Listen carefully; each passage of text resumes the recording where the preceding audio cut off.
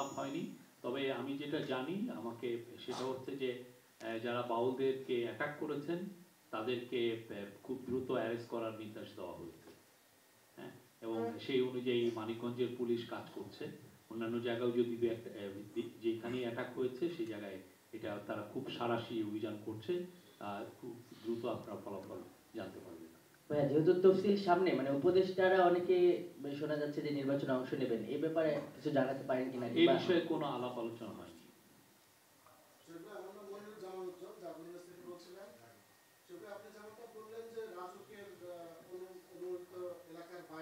আপনি দৃশ্যমান জিনিস, এই যে যেমন ধরেন এই যে মাইলস্টোনের ট্র্যাজেডিটার পরে তো আমরা জানতে পারলাম যে এই বিল্ডিংটার রাজুকের কোনো অনুমোদনই নেই।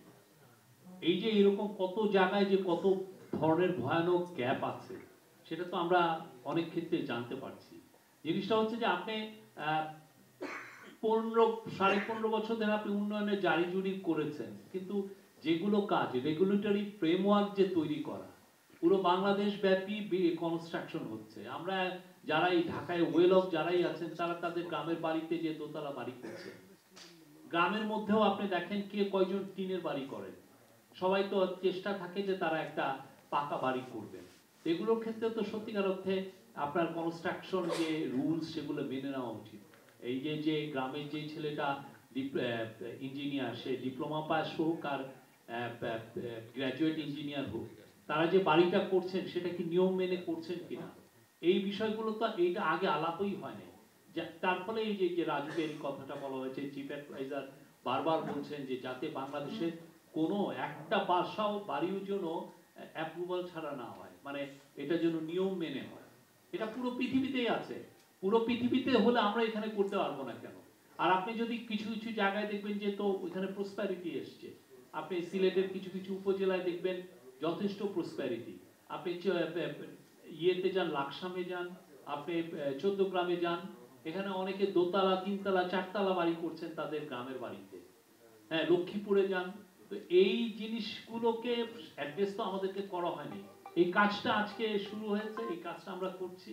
এবার রাজুকের এটা আস্তে আস্তে রাজুকের এই সাকসেসটা এবং এই বিউটিকে বলা যে অন্যান্য সিটি কর্পোরেশনেরও যাতে এই ধরনের ওভারসাইট বডি থাকে বা এই যে বিল্ডিং অ্যাপ্রুভালের জন্য বিশেষ টিম থাকে, তারা এগুলো ওভারসাইট করতে পারেন, বা কেউ যদি এটার ব্যত্যয় করে কোনো কনস্ট্রাকশন না করেন। অন্যান্য আরো তো 9টা সিটি কর্পোরেশন আছে। আরেকটা ছোট্ট প্রশ্ন, আপনি রোহিঙ্গাদের সম্পর্কে বলছিলেন, কিন্তু আমরা আপনার আসার পর বিশ্ব দরবারে নজরদারি বেড়েছে, তারা তাকাচ্ছে, কিন্তু রোহিঙ্গারা তো ফিরে যাচ্ছে না। সবার একটাই জিজ্ঞাসা যে রোহিঙ্গা আদৌ ফিরে যাবে। প্রধান উপদেষ্টা বলেছিলেন যে সামনের রোজার ঈদে রোহিঙ্গারা কিছু হলেও স্বদেশে ফিরে যাবে, কিন্তু আপনারা তো নির্বাচন ফেব্রুয়ারিতে হয়তো আপনারা থাকবেন না, সেক্ষেত্রে আদৌ কি রোহিঙ্গারা ফিরে? আমরা তো প্রধান উপদেষ্টা তো আশা ব্যক্ত করেছেন, আপনি যদি ওনার স্পিচটা দেখেন উনি আশা ব্যক্ত করেছেন। সে আশাটুকু আমরা সবাই করি, যাতে তারা তাদের বাড়িতে যে ঈদ করতে পারে, তাদের বাপ মার যে কবর এখনো আছে সেখানে যে তারা কবর জিয়ারত করতে পারে, তাদের আত্মীয় স্বজনের সাথে একসাথে মিলে তারা যেন ঈদ করতে পারে, এটা তো সবার আশা। কিন্তু এইটা বাস্তবায়নের জন্য যে কাজগুলো আপনারা আমাদেরকে তখনই অ্যাকিউজ করতে পারতেন যে এইটা বাস্তবায়নের জন্য যদি আমরা কোনো কাজ না করতাম। এটার জন্য যথেষ্ট এফার্টস দেওয়া হচ্ছে। এখানে হাই রিপ্রেজেন্টেটিভের একটা অফিস করা হয়েছে, ওনার একটা টপ প্রায়োরিটি হচ্ছে রোহিঙ্গা ক্রাইসিস। এটা নিয়ে খুব এমন কোনো গ্লোবাল সুপার পাওয়ার নাই বা আমাদের নেইবার নাই যাদের সাথে এটা নিয়ে নিবিড়ভাবে আলোচনা হয় না। আউটপুটটাই তো দেখছেন যে ইন্টারন্যাশনাল, আপনি যে 2017 সালে রোহিঙ্গারা এসছে, আপনার ইউএন এর একটা মেজর কনফারেন্সটা কবে হলো? এই আমাদের সময় 2025-এর 30 সেপ্টেম্বর হয়েছে। এখন আপনি আগে তো এটা ফরগটেন রাখা হয়েছিল, তো সেইটাকে আমরা সামনে এনেছি। এখন আপনি যেটা চাচ্ছেন যে খুব দ্রুত রেজাল্ট, সত্যিকার অর্থে ডিপ্লোম্যাসিতে খুব দ্রুত তো রেজাল্ট সবসময় হয় না, বাট আমাদের যেটা করতে হবে সেটা হচ্ছে যে আমাদের এফার্টসটা সবসময় রাখতে হবে, এবং সেই কাজটা চিফ অ্যাডভাইজার এবং এই ইন্টারিম গভর্নমেন্ট এই কাজটা করছে। আর কেউ? Thank you very much. সবচেয়ে আমি বলবো যে ওয়ান অফ দ্য সাকসেস হচ্ছে যে এই ক্রাইসিসটাকে পুরো ইন্টারন্যাশনাল ম্যাপে নিয়ে আসা, ইন্টারন্যাশনাল টকিং পয়েন্টসে আনা। এই জন্য দেখেন প্রফেসর ইউনূসের অনুরোধে এবছর সেপ্টেম্বরের 30 তারিখে একটা international, for the first time একটা ইন্টারন্যাশনাল একটি কনফারেন্স হলো রোহিঙ্গাদেরকে নিয়ে। সেখানে রোহিঙ্গাদের 4 জন লিডার ওইখানে কথা বলেছেন। ওয়ার্ল্ডের টপ যতগুলো দেশ ছিল তাদের প্রতিনিধিরা ওইখানে কথা বলেছেন, এবং সেই কনফারেন্সে ইউএস এবং ইউকে $96 মিলিয়ন ওদেরকে সাহায্যের কথা বলেছেন। এটা ছিল একটা খুবই ইম্পর্টেন্ট একটা মাইলস্টোন রোহিঙ্গাদের ক্রাইসিস নিয়ে। তারপরে একটা ছিল যে জাতিসংঘের মহাসচিব বাংলাদেশে ভিজিট করেছেন এবং উনি রোহিঙ্গাদেরকে তার সলিডারিটি এক্সপ্রেস করে তাদের সাথে একদিন উনি রোজা রেখেছেন। উনি আসাতে যেটা হয়েছে যে আবার এই যে ক্রাইসিসটা নিয়ে আবার ইন্টারন্যাশনালি কথা হয়েছে। আমরা আমাদের সর্বোচ্চ চেষ্টা দিয়ে এই যে এটা যে একটা ফরগটেন ক্রাইসিস ছিল সেটাকে আবার ইন্টারন্যাশনালি আবার আমরা গ্লোবাল ম্যাপে নিয়ে আসার একটা বড় রকমের চেষ্টা ছিল, এবং সেই ক্ষেত্রে আমি বলবো যে আমরা সাকসেসফুল হয়েছি। এটা নিয়ে রোহিঙ্গাদেরকে নিয়ে কক্সবাজারেও এই বছরের 25 আগস্ট একটা 3-4 দিনের একটা কনফারেন্স হয়েছে।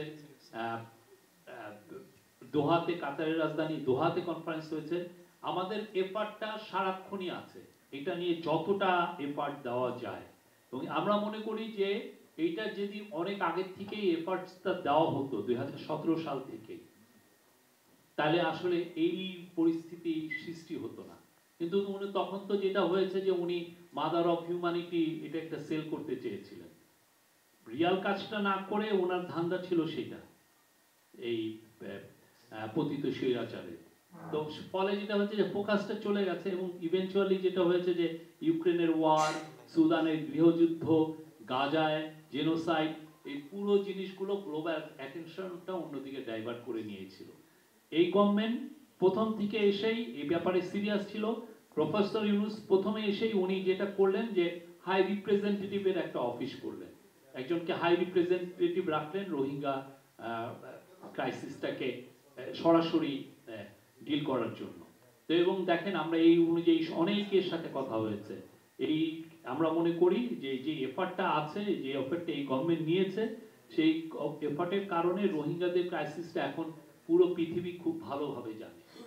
এটার আপনি হয়তো আজকে এটার ফলাফল পাচ্ছেন না, বাট সামনের দিনগুলোতে ইনশাল্লাহ আমরা অবশ্যই গুড রেজাল্ট পাবো। শফিক ভাই, আমি ফয়সাল আতিক, বিডি নিউজ থেকে। উপদেষ্টা পরিষদে আজকের যে নির্দিষ্ট 4টি এজেন্ডা, এর বাইরে বিবিধ আর কোনো আলোচনা হয়েছে কিনা সমসাময়িক বিষয়ে, বিশেষ করে যে পরে যে আবার আপনি যেটা বললেন সেটা হচ্ছে যে আপনি জানেন যে অক্টোবর 2023 থেকে এখন পর্যন্ত এই রাইট নাও পর্যন্ত 1.5 লক্ষের মতো এসছে। এটা ইউএনএইচসিআর এর একটা হিসাব, ইউএন এর হিউম্যান রাইট। আর 2017 সালের পরের থেকে এই পর্যন্ত সত্যিকার অর্থে মানে আমাদের এই ইন্টারিম গভর্নমেন্ট